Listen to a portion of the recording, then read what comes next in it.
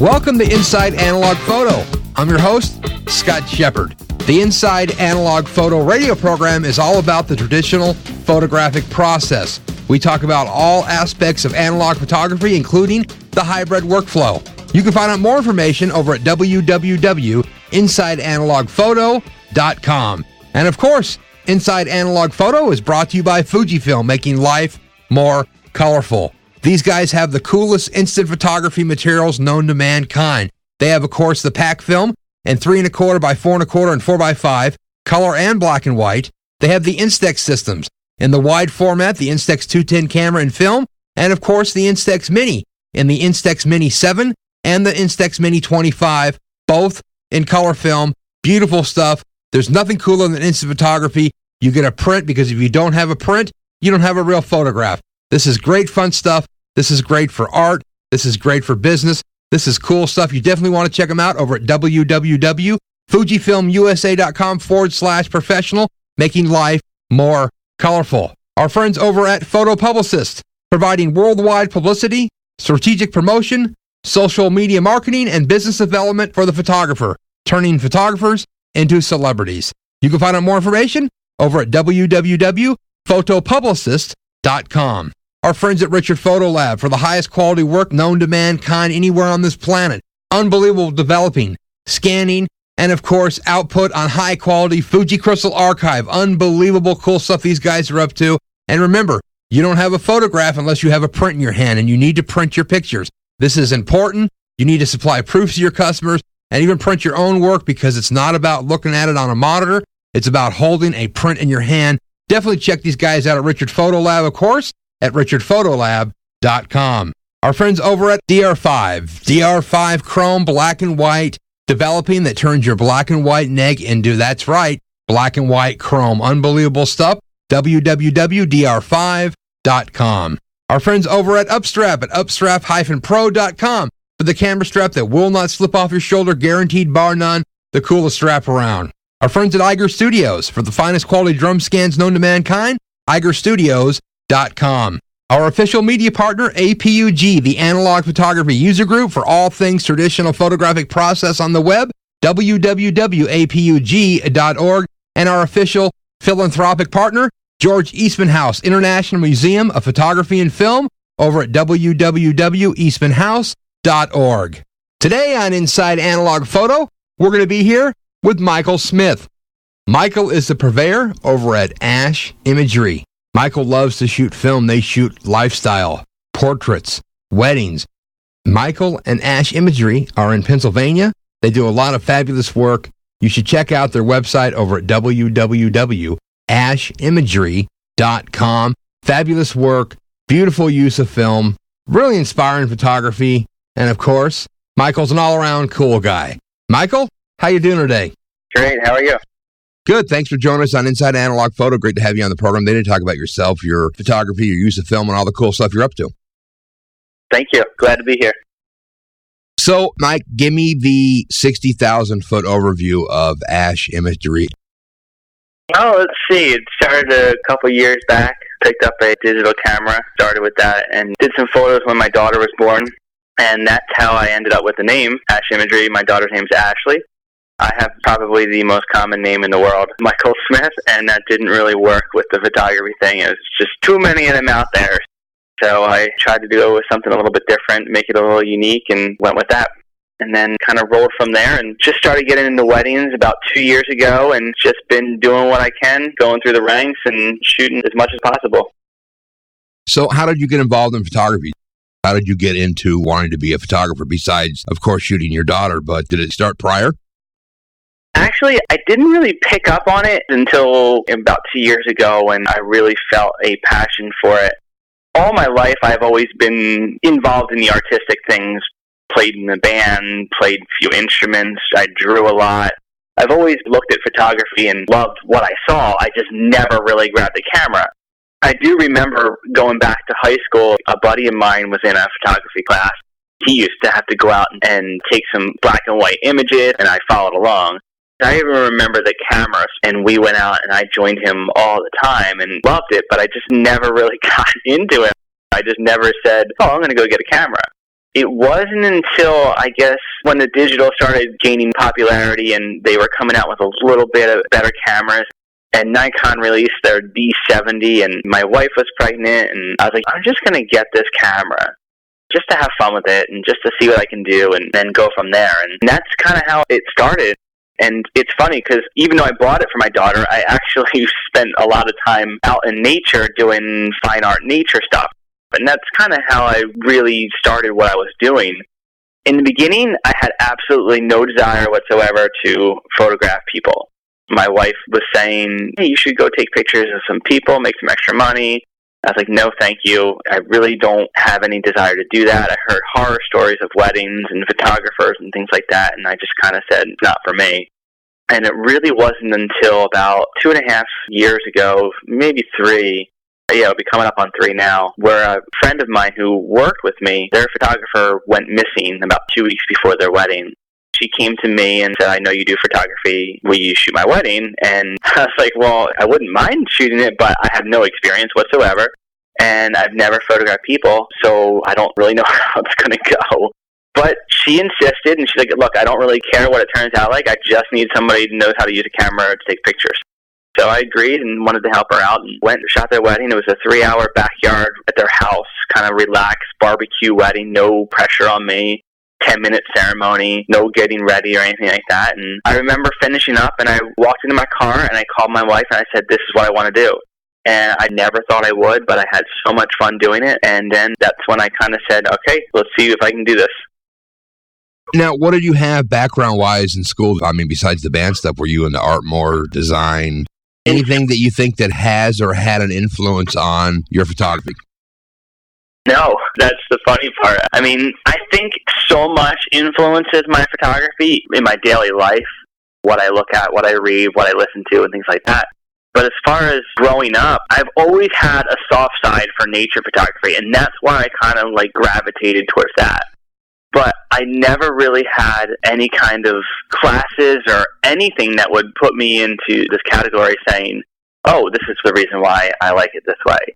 There's nothing. I mean, I didn't go to college, so in high school I did a lot of drawing, not even an artistic drawing, more civil engineering drawing, architecture drawing, stuff like that. And then I played music and guitar and things like that, and did a lot of outlets sports-wise, surfing and stuff like that. But I never really had any kind of class or any situation where I was put in where it was like, oh, photography, that's going to be the way to go. And there were moments in my life where I can particularly remember where I absolutely loved photography. I remember being in 5th grade after a snowstorm, and I took my little 35mm film camera that I had, and I made my mom drive slow down the road on the way to school because I wanted to take pictures of the snow on the trees.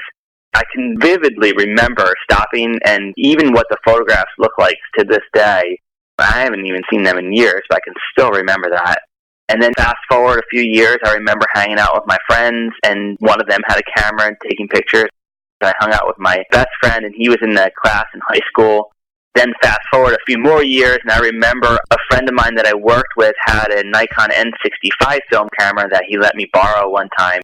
He brought it into work, and I was like, oh, let me borrow that. And I spent about 3 weeks taking tons of film pictures and loved it, but then had to give it back to him and never got back into it.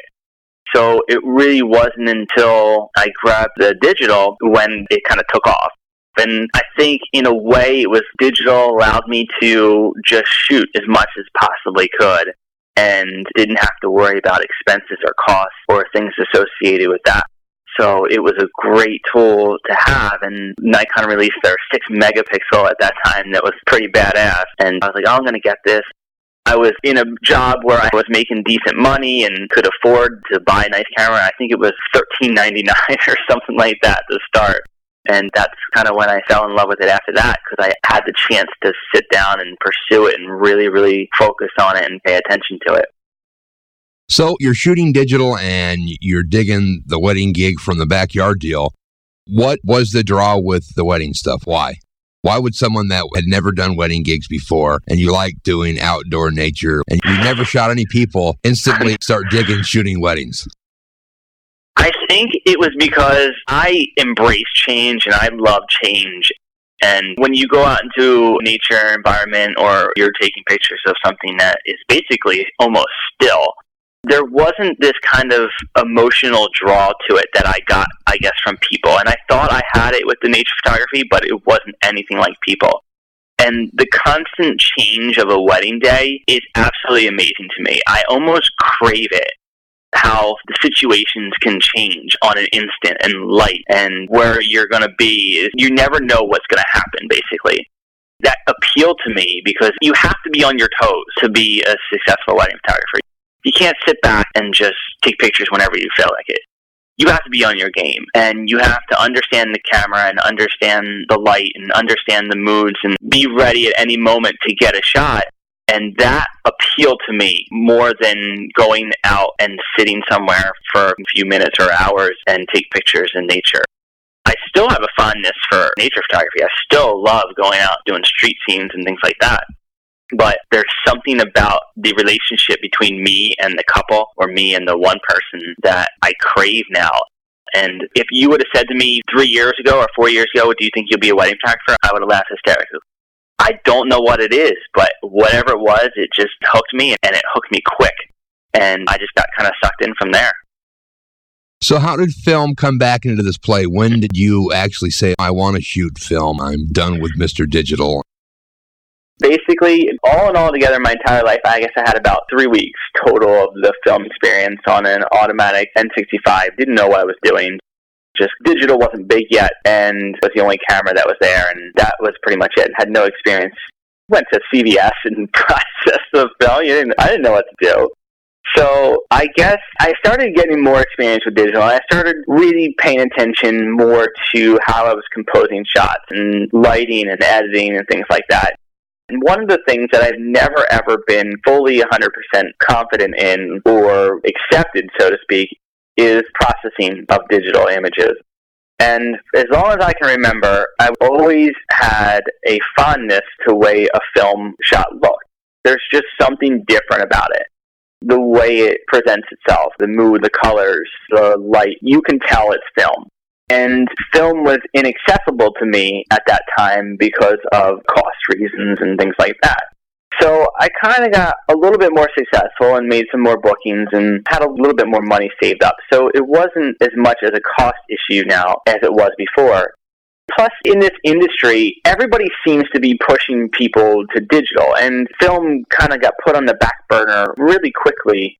I wasn't in the industry when film was around, so I don't know what it was like, but it seems now it's just like been digital, digital, digital. Everybody just kind of like gravitates towards digital. And I think I'm a rebel at heart, and the film was appealing to me, and just when I see pictures of it, I could instantly note a film shot if it was taken at a wedding. I'm like, ooh, that looks cool. So what I ended up trying to do is trying to emulate film look with my digital processing. No matter how hard I tried, it just wasn't working. You just can't recreate those colors, those feeling, the atmosphere in digital. I'm sure somebody can sit there and in Photoshop mess around for an hour and a half and get it close, but I don't really have time to do that for every single shot. So a buddy of mine who did film on the side with the wedding photography, I actually said to him, recommend a camera to me. I want to try something. I want to do something in film. I want to see if it's everything that I'm thinking. It appeals to me, if it works for me. If it doesn't, it doesn't. If it does, awesome, I'll pursue it and keep going further. That was about last September, and he recommended for me an RZ67 from Mamiya, and that thing's a beast.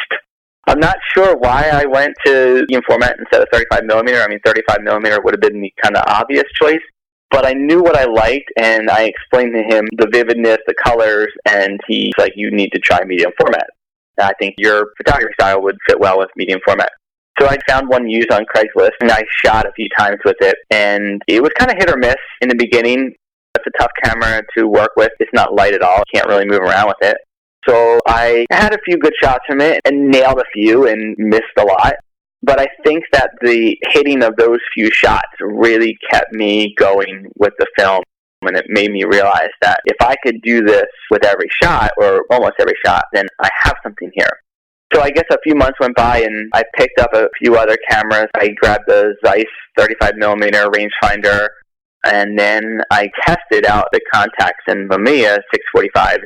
I actually enjoyed the Mamiya one a little bit better. And then that was about when I realized that, okay, these shots I'm happy with.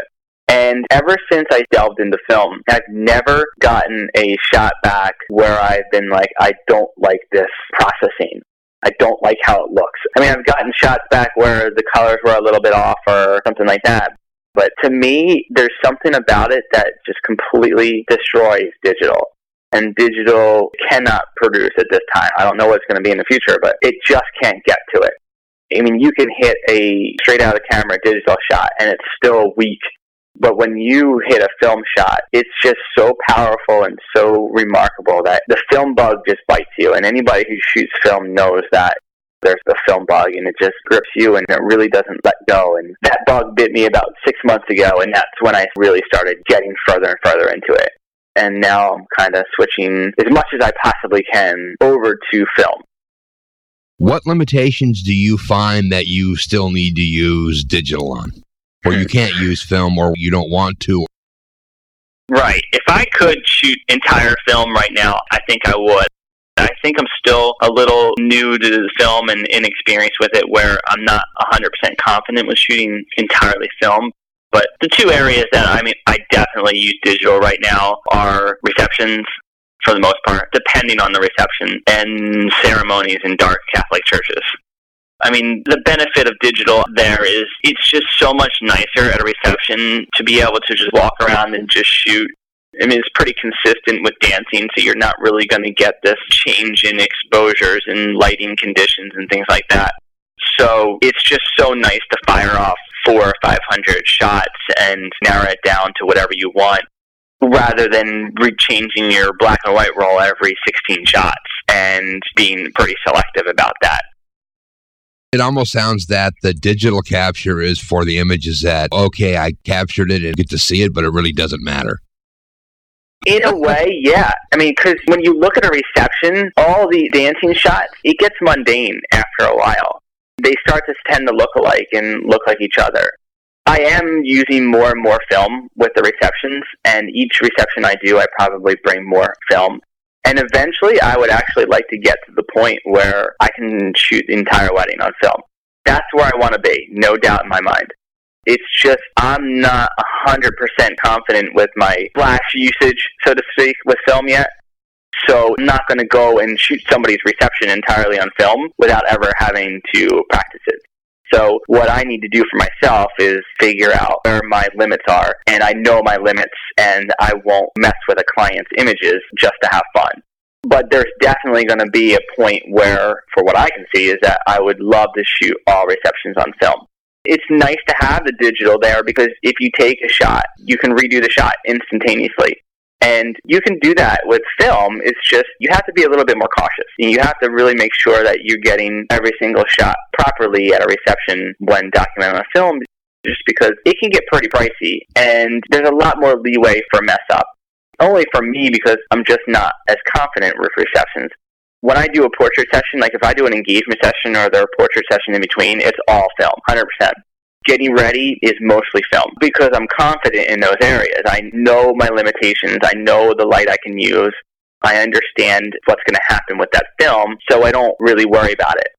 At this point in my career, I don't think it would be a smart move for me just to start firing off film shots at a reception and then basically mess somebody's wedding up. So I don't want to do that yet. What I need to do is I need to figure out a way to end up practicing these receptions, and what I've learned is basically increasing each time. The one wedding I shot a month ago, I shot 4 or 5 rolls for reception film. Then the next one I did 6 or 7. And then depending on the situation, there's been a couple of receptions that have been outside where I might shoot all the film. It really depends on the situation as to when I would use film for a ceremony and reception.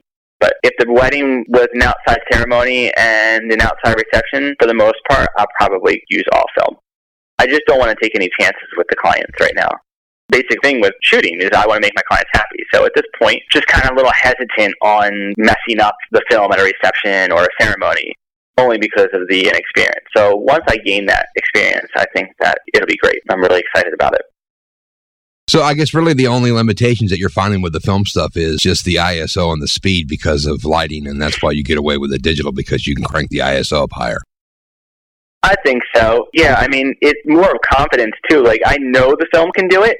It's just I'm not 100% confident. And that's why doing the test rolls at each reception is nice. It's funny because every time I shoot these rolls of film, like, I'm like, oh, that's fine. I hope that comes back. And every single time it comes back fine. And I just need to basically build up that confidence. It's the same thing with when I started with engagement sessions. The first time I did 1-2 rolls of film. Then a month later, I ended up shooting 3 or 4 rolls of film and half digital. And I was always backing up my shots digitally. So every shot that I took on film, I would shoot digitally just because I was sort of hesitant and scared. After 5 or 6 months, now I go into a portrait session 100% confident, 100% relaxed, no digital camera even with me, all film. And I know what I'm going to get, and I know I'm confident. And it's even helped me out so much because I used to go into the engagement session or something like that and shoot 700 or 800 digital shots and narrow it down to roughly 75 or whatever number is. And now I can go in and shoot 4 rolls in the portrait session, shoot 125 shots, and use almost all of them. It's because I know what the film can do, I know what the situation calls for, and I know what's going to work, and I know what's not going to work. And I don't need to fire off 1,000 shots. And in fact, my ratio of shots using has increased since the use of film because I'm more careful, I'm more confident, I'm more relaxed. So the reception part and the ceremony part, I'm not quite there yet, to that point where I'm that confident and that relaxed, where I can let my guard down and just shoot it and be confident. I will be, but it's just going to take a little bit longer, I think. I think so, too, and I think it's hard, especially when you're somewhat new to the whole analog capture gig. Let's say you put a roll of black and white in 400, and it's hard to reach down to the camera and say, oh, well, let's shoot this at ISO 6400. And not have any questions or confidence problems to say, well, I know that's going to grab it. No worry, dude. Cool. Yeah, and at this point right now, instead of doing that, I'm like, I'm just going to get the digital out. I don't want to. I'm a film shooter at heart. I know it. I breathe it. I just went on this little excursion with a few friends to Victoria. When I was emailing you, I got back Friday. Didn't even pick up a digital camera the entire time. 5 days, we shot 4 models and never even pulled the digital out of my bag. I am not a digital shooter. I don't have any desire to do it. I don't love it at all. I get back these digital shots. I'm like, ugh. Film is where my heart is. And I know at one point I'm going to get to that. And I'm looking into some 35 millimeters right now just so I can do that. I've kind of decided that it might be a little bit easier if I start shooting 35 for receptions to start. And then that way I have triple the shots almost. And it gives me a little bit of a, not leeway with the way it looks because it's all still film, but it's a little bit of a confidence factor. Whereas medium format, I'm a little more hesitant because of the shot count and I don't want to mess something up. And I'm familiar with a Nikon camera, so I can just grab an F5 and be pretty sure I'm going to be okay. So I think the ultimate goal is to probably do mostly medium format for entire weddings and probably whip out 35 or something like that for a few shots like the ceremonies and the reception.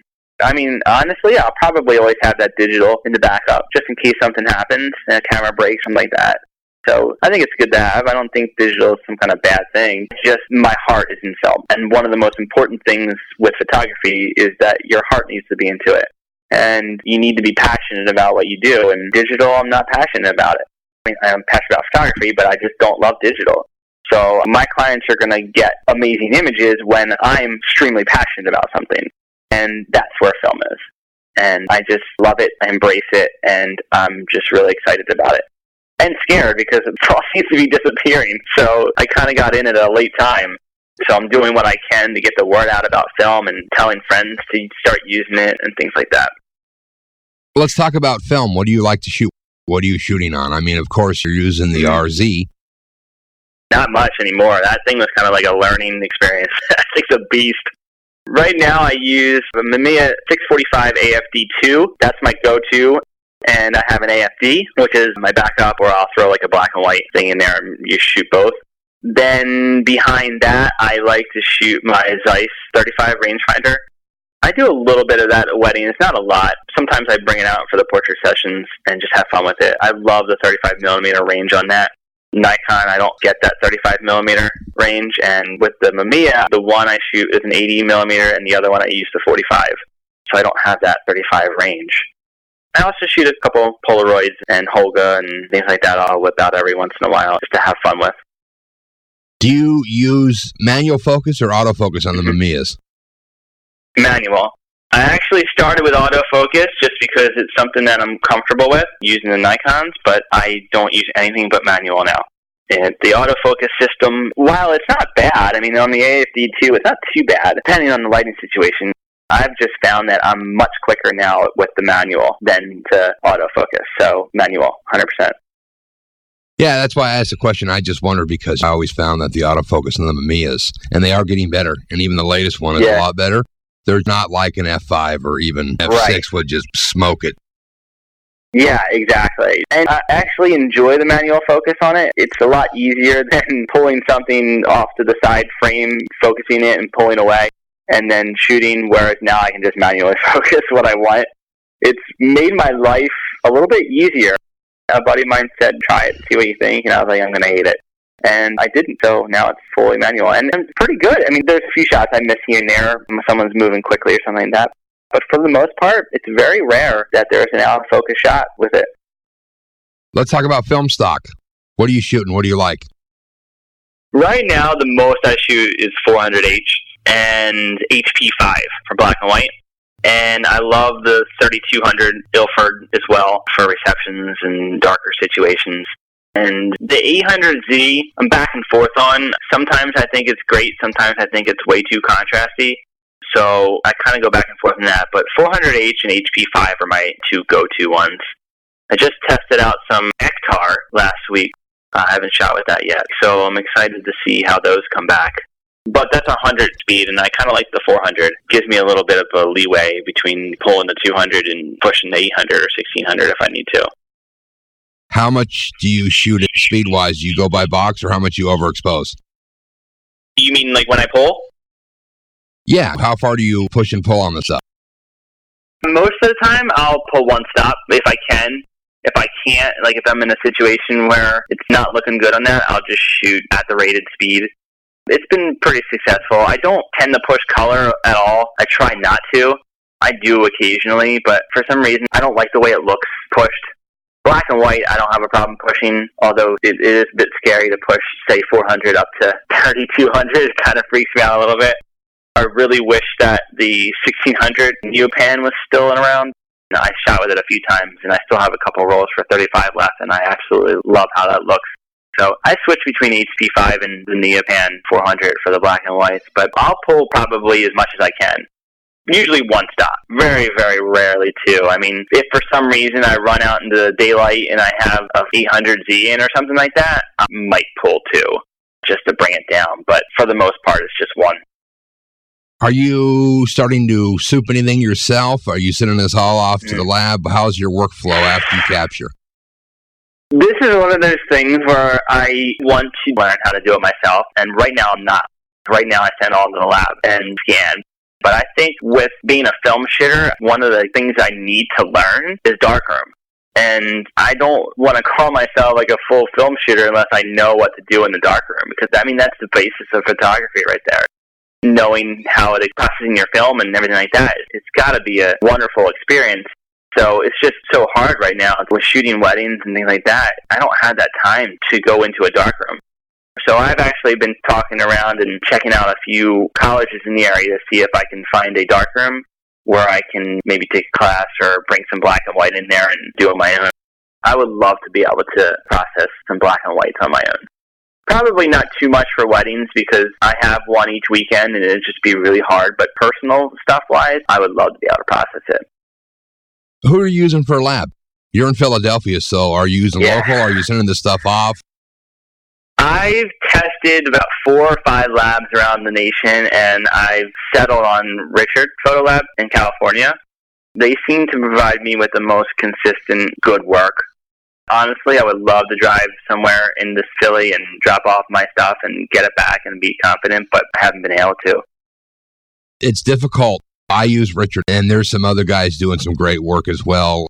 DR5 for doing chromes for black and white, and E6. For some reason, Bill and Brian and the guys at Richard, they have the gig down, and it just works. And you get the stuff, and it's flawless. And it's not that I want to see people send their stuff anywhere else, because it works as well. But for some reason, other people can't get it. They don't have a grip. I don't understand it. I don't get it either, and it's one of those things where I've talked to some film shooters that have been doing it for 9-10 years, and they're like, Mike, it's just not the way it used to be. It's just not it. And I tested the local lab here. I tested one in Philadelphia. I tested one somewhere else in the East Coast, New York, something like that. And I tested a couple in California, and every time I go back, and Richard provides the best. And it's just one of those things where I'm not going to mess around with my stuff. For the most part, I don't have to worry. And I tested another lab out, and I was like, oh, God. And it's just terrible. I'm a perfectionist, and I don't like putting it in someone else's hands. I really, really hate that. But if I have to, which in this case I do right now, it's going to go to them, no doubt. Well, you're right. They nail it. Are you having them scan on the Noritsu or the Fuji SP2500 or the new SP3000 they have?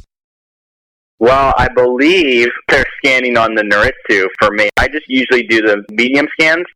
I've heard nothing but good things about the Frontier, which is where they used to do all the time, but then switched to the Noritsu. And I'm hearing some things that they're possibly going back to the Frontier or something like that. You should talk to Bill and have him do a test for you on their new Frontier Fuji SP3000 scanner. Yeah, it's pretty wild. Are they doing medium scans on that too, or is that all for the 40? No. I think you can only get the 40 on the Noritsu. The smaller scans are what's coming out of the Fuji. Yeah, I read on their blog or something like that. I haven't asked them about it, but I'll find out what they're doing, because I've heard nothing but amazing things about the Frontier one, and I would love to have all of it scanned on that. Well, especially when you're shooting Fuji stock and then you have them send it on that scanner with the profile. It's like shooting Fuji and putting it on Fuji paper, and usually when you shoot Kodak, you put it on Kodak paper. Either way, you can play around with papers, and they're all great, but nevertheless, you ought to try that new scanner. I just find myself, when I get color done with the Noritsu, the blacks are muddy. Oh, yeah. I know exactly what you're talking about. You got to go in and do some curves or level adjustments really to nail it, because it's the way the Noritsu is. But what's nice with the Noritsu is it has digital ice on it. It deals with dust and stuff. In this new Fuji, where the SP2500 that they had been using didn't have digital ice, so you had to go through and spot all your scans. The SP3000 has digital ice, so it's like the Noritsu. It gets rid of dust and scratches and stuff. It's pretty unique. Anything you get out of Richard works. Yeah, exactly. I didn't know if they were going to switch completely over to that, where everybody was going to get that, or if it was something that had to be said to them, but I definitely want to try it. I don't know, but it's so cool when you can get your images back from the lab and you have to do nothing except maybe watermark something or put a logo on if you're going to put them on the blog or whatever.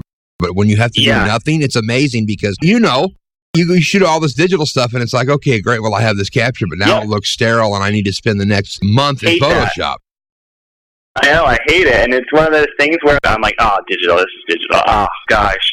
And I mean, I know like the shots themselves are fine. It's just you got to spend all this time editing.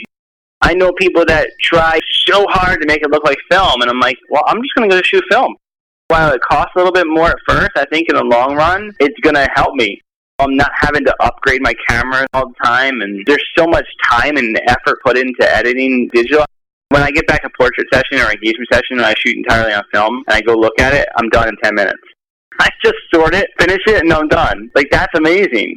Otherwise, I'd have to go cull down 600 images, narrow it down to the ones I want, go through them, do their minor exposures. Then I would try to bring them into Photoshop, and I try to make them look like film. So it seems silly to me, like, to do all that. Is it more expensive nowadays for film? Yeah, probably. And I don't know what it was like before, but it is. To me, like, there's no price on it. I mean, granted, because I wouldn't want to spend thousands of dollars on one roll. But it's just so worth it to me to fork out that extra few bucks to have it filmed.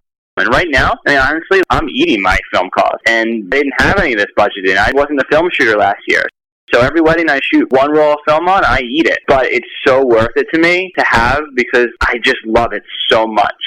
And like you just said, when you get back that roll and you don't even have to touch it, it's just like one of the greatest feelings in the world. You're like, oh, that's so awesome.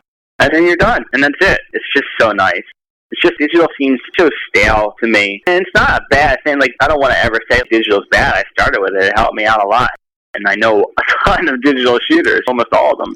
It's just not for me. And to each his own in this industry. So I feel close to film, and that's what I'm going to pursue. Yeah, there's nothing wrong with digital. I mean, look at who you have in your backyard there. You have Cliff Mountainer in Philly. He shoots digital, and his stuff rocks. So I think it's cool that what you found is working very good, and the images are great, and stuff's really nice looking work, Michael. So let's chat about business for a second. You've ramped up from only been doing weddings for 2 years to seem fairly well booked. And you're not doing the Craigslist $500 gig, so... No. I mean, business thing, like, I think a big part of why I'm fairly successful is because I just turned 33, and I was in banking for about 10 years. So from 21 to 31, I did banking with a short stint in sales. Those two, the sales and the banking, basically put me on the path to where I am. Like, I can speak to any client about anything. I'm confident in my sales, and I know how to talk to people. I think a lot of photographers, where they struggle is they might be awesome with pictures, but they can't speak or they can't sell. And you have to be good at both. I mean, we're selling a service. And I firmly believe that if you put consistent, awesome material out there, you will be able to book up. But in the beginning, when I have no portfolio and nothing to show for it, I have to sell myself. I have to sell myself to those people that are like, hey, I'm going to hire you and spend a lot of money on you, but you've only shot 3 weddings. And you got to convince them why and how to do it. So I think the finance experience and the money experience and all that stuff really benefited me in the beginning. And I really kick butt for my clients. My clients are a top priority for me. I'll bend over backwards for them. I'll do whatever I possibly can to make them happy. I don't treat it like a business. It's a passion for me. There's nothing else. It's cliche. I know it's been said 1,000 times, but there is truly nothing else in this world I want to be doing. And they can see that, and they read that, and they feel that. And when we go to a meeting, it doesn't last 30 minutes. It lasts 3 hours. We go out to dinner. When I do their engagement session, we grab a drink during it or after it or before it, and we hang out. I'll email them when it's their birthday or call. And it's just so many clients or friends now that kind of just trickled down. And I don't do any advertising in any magazine or anything. It's been all word of mouth. And most of the weddings I'm getting inquiries for either just did a search for it and found it, or someone told them about me. I even get sometimes a client where I didn't shoot their wedding because I was booked, and they still referred me to somebody else. So, I mean, I think that's just because I really try hard to make my clients happy, and I want them to have the best images, and I want them to look at their stuff and be blown away and to cry their eyes out, because that's the ultimate goal, is to make them truly satisfied. And I feel like I'm truly blessed with how fortunate I was to get a few clients in the beginning that trusted me. Then from there, that kind of trickled down, and I got a few more the following year, and then this year is very well. So it's been very good. Tell me about your website. You have a Finch Design website that's very cool. It's a spendy investment. How's that worked out? One of the things that I disagree with a lot of photographers on when I was thinking about going custom is the whole template versus custom thing. And ever since I started in photography, I have this thing where I need to be my own thing. I try to shoot my own style, I try to edit my own style, and I try to do everything on my own. And it seemed almost hypocritical if I didn't get my own website. I really love and understand the value of a website nowadays, and I've always told myself when the time came, if I had the ability to do it, I would get a custom site. It just makes me more unique and stand out a little bit. So I started researching websites last summer. Didn't click with any of them when I viewed their work at all. I wanted something that was raw, it felt organic, simple, clean, yet had a modern appeal to it. And I didn't run into anybody I liked until I ran into Ryan. Ryan Momberg is his name, which is Finch Design. I learned that he did Jose via site and a couple other sites that I've kind of come across through the years that I actually enjoyed looking at. And so I called him up, and I understand the value of an investment. And while, yeah, it's a little bit more pricey and spendy to me, if I book one wedding because my site made an impression or they remembered me and showed me to somebody else, then it's already paid for. And I had an extremely great response when I launched it. I still get emails from potential clients saying your site is awesome and stuff like that. So I wanted something that was going to appeal to a large amount of people, that they were going to look at it and be like, wow, that's cool, and that's different, or that's unique. And then they're like, what's the name of this site? Oh, Ash Imagery. Oh, yeah, he's got that cool website. The more you can get your clients and get people to recognize your name and your brand, the better off you're going to be. And I felt that having my own individual website where nobody else has was the right way to do it. Because if I started with a template and I hated it, hated looking like other people, I thought about getting another template, but I knew inside, a year down the line, I was going to hate it. And then I was going to get another template, and I was going to hate that, and I was going to get another one. So I just figured it would be a lot easier if I built something that I absolutely loved. And I came to Ryan with a basic principle to what I wanted and ideas, and he kind of just put it into play. No, his stuff's beautiful, and I think it just goes to show that when you step up and spend a few bucks and you get something unique, it makes you stand out even more.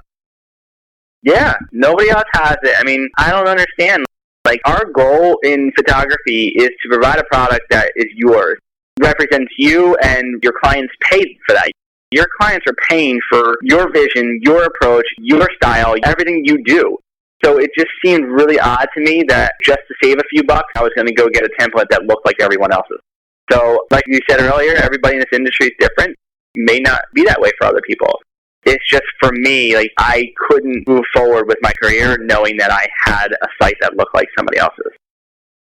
Well, it's a lot about the individual and, like you said, personality and dealing with your client and be able to make yourself stand out. You need to have something unique. I guess it goes back to the old verbiage of stop your crying and start your buying.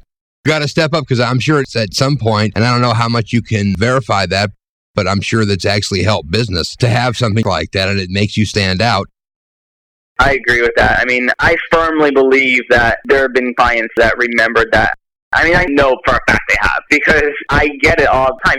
Obviously, I'm not the only photographer people look at. They don't click on me and be like, oh, this is it. I mean, that would be great, but they do research. I've even been in meetings, the parents would come along, and they're like, oh, well, which photographer is he? Oh, the one with the cool website? Oh, that one? So it works. People remember it.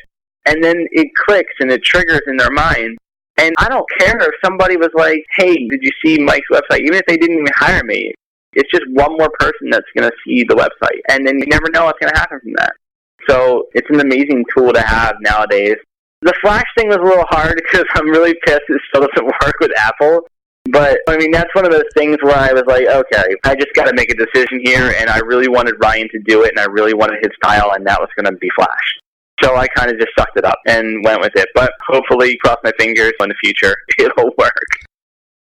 Has he had any kind of solution to, okay, well, it doesn't work on an iPad or an iPhone? Or is he like, well, too bad, dude. That's the way it is? We didn't really discuss it too much. I didn't want it to concern me a lot because it wasn't a priority. I mean, granted, in the future it might have to be. But I know there is some already out there. There's one called Mobile Digs or something like that can actually convert your Flash site into a readable site for iPhones. It's not the same site. It's like a mobile version of it. But I think in a few years, if Apple doesn't do anything with it, I think we'll find somebody out there will figure out a way to do it. So I'm kind of hoping that worst case scenario, maybe him or somebody else try to create an HTML site or HTML5 site in the future. But right now, I've never had any problems with it. No one's ever come up to me and be like, I didn't book you because I couldn't see you on my iPhone. So I think I'm okay for now. It'd be cool to work on their iPhone or iPad. And I think the point I was getting at is that it's unique. So what are you looking forward to do now? So you got a ton of weddings booked. You're shooting all the time. Things are rocking. What does Michael want to do moving forward with your gig? Honestly, I'm loving what I'm doing right now, and I kind of just wanted to go with this for a while. I don't have anything that's planned on the horizon, anything big. I want to go full film. That's my number one thing right now, is figuring that out, how to do that and what I'm going to have to do and to proceed from there. I want to learn a lot more about film. I'm still so new at it, and I'm sure there's so much to learn. So I really want to put the pedal to the metal, and right now that's what I'm doing. I'm just soaking in everything I can about film and making sure that I know what is good for me and what works for me, and settling on some films that are going to give me my unique individual look. I don't want them to look like everybody else's, and really, really focusing on bringing that into play. So that's pretty much it. I mean, I want to be the best photographer I can possibly be. And the first step to do that to me is to be all film. And then we'll go from there. So, Michael, tell us where we can find out about this fabulous website, your blog, your Twitter deal. You have a bunch of stuff going on in a few locations. Where's the best place to go to check out your work and what you're doing? The most up-to-date place is going to be the blog, which is ashimagery.com/blog. That's where I post most everything that I do, most recent. I'm also on Twitter and Facebook. Facebook would be /ashimagery, and Twitter, same thing, /ashimagery. You can check me out there. I'm always kind of on those doing some stuff. And then the website, which is the portfolio-based site. I try to keep updated, but it's hard. So, ashimagery.com. And that's what most of the people see is the website. But you can link from the blog right from there. It's so cool to hear your enthusiasm, man, your story behind switching to film and just grasping it and running forward. And like I said, it's just beautiful photography and it's cool stuff, man. I really appreciate it. Any comments like that are always amazing to hear from other photographers. It's one of those things where a lot of us are artists that are listening to this, and one of the things inside is that you're extremely critical of yourself. And I'm so hard on myself. And I think that one of the things that propels me forward is because I get something and I look at it, I'm like, oh, that's cool. And then like an hour later, I'm like, oh, that's not so cool. And then like 2 hours later, I'm like, oh, crap, that sucks. And it really propels me forward and it makes me want to be like the best photographer I can possibly be. And I mean, I really, really have heart in this industry and I want this industry to succeed. And I'm really passionate about wedding photography and photography in general. So I just want to get out there and I want people to understand that this is an amazing art form and we have amazing things coming to us in the future for it. So I think that it's going to be just an awesome, awesome time ahead. I'm really excited for it. It is cool and things change daily and it's very cool to have the option to be able to tell somebody's story like you do when you shoot a wedding. And I think it's a unique opportunity for people that want to grasp it and embrace it. It's pretty cool. The most rewarding thing is to tell that story. One of the things when I got into the industry, I said to myself is that it's not going to be this business to me. Obviously, I have to treat it like a business. I need to have a brand and market myself. But I think so much attention nowadays is put on this branding and marketing, and they're important. I'm not saying they're not important, but it seems like a lot of the focus is going on to that than making awesome pictures for your clients. And I think that is the first thing for me. And to have the opportunity to tell a story with how I see is absolutely amazing. And when I got into it, I said, if I'm going to do this, I want to do it right. And I want to do it the way I think it should be done. And when I got married 5 years ago, I don't even look at their album anymore. I think I pulled it out like twice because I didn't care about the photography. And I don't want my clients to do that.